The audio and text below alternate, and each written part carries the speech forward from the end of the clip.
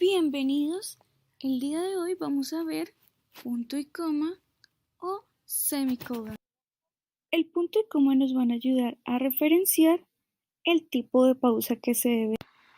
El punto y coma puede dar un grado de subjetividad al momento de emplearse, ya que por ciertas circunstancias puede llegar a ser reemplazado por un punto seguido, los dos puntos o incluso la coma. Se usa para separar los elementos de una enumeración, esto cuando se tiene expresiones complejas que incluyen.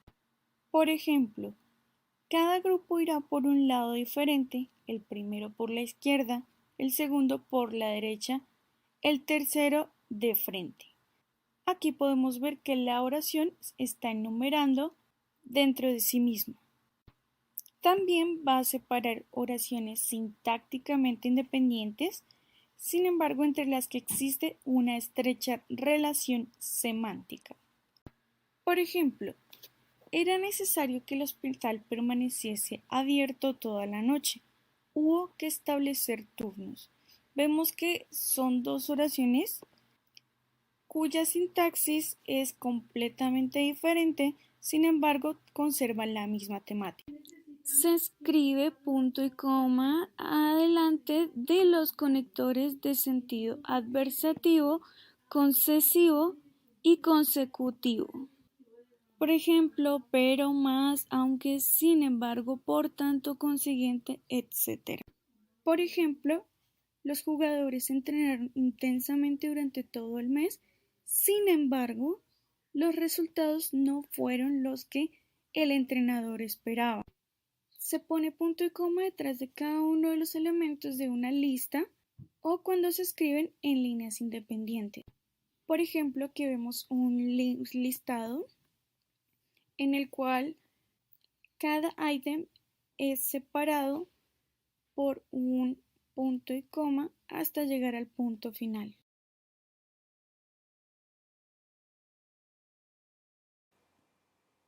The semicolon in English is usually used to connect major sentence elements of equal grammatical rank.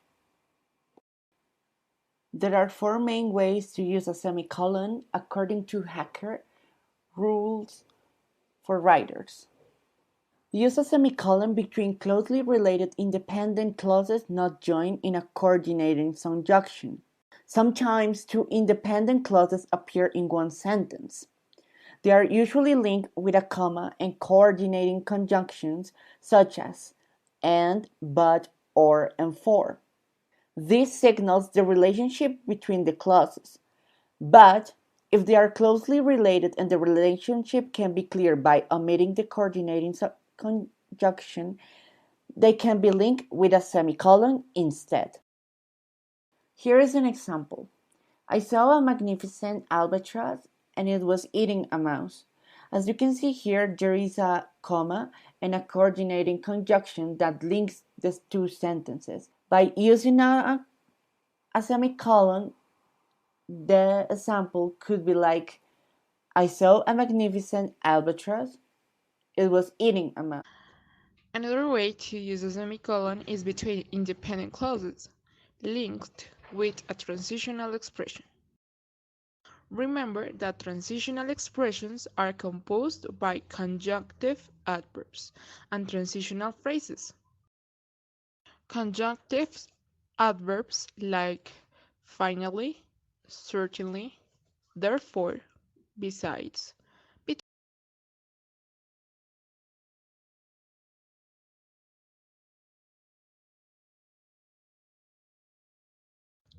For example, Sebastian had to wait until the babysitter arrived. This is the first clause. Semicolon. Consequently, transitional expression that is usually followed by a comma. Sebastian had to wait until the babysitter arrived. Consequently, he was late for the meeting. Now, as C, you can use a semicolon between items in a series containing internal punctuation. So you will be able to understand pauses between sentences. Here is an example provided by Hacker's book, which is classic science fiction sagas are Star Trek with Mr. Spock, Battlestar Galactica with its cyclones, and Star Wars with Han Solo, Luke Skywalker, and Darth Vader.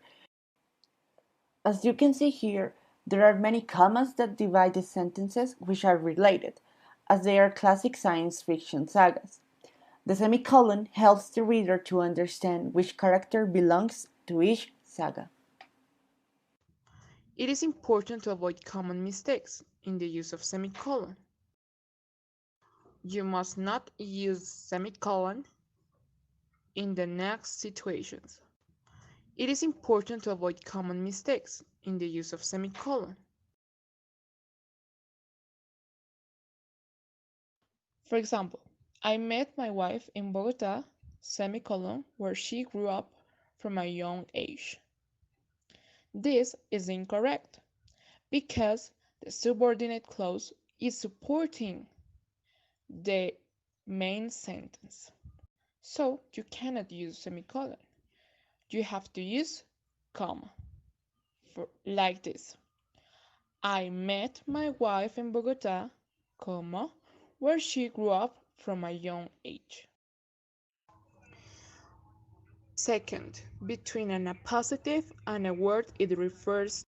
For example, some plants are consumed for medical uses like Cannabis sativa, an herbaceous species native to the Himalayan mountain ranges. As you see, in Cannabis sativa there is a comma, it's not a semicolon, because it is the appositive that is referring to the herbaceous species. Third, to introduce a list.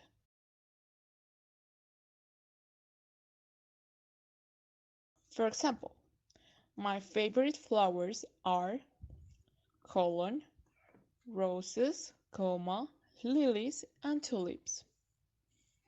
You use colon instead of semicolon because. Fourth, between independent clauses joined by and, but, or, nor, for, so, or yet. For example, Tom reads novels, comma, but Jack reads comics because of the drawings. So there is a clause joined by but in this case, so you have to use comma, not. It is important to take into consideration that we do not capitalize ordinary words after a semicolon. It is incorrect, as stated below, to add you with a capital letter at the very beginning after a semicolon. It is important to take into consideration that we do not capitalize ordinary words after a semicolon. It is incorrect, as stated below, to add you with a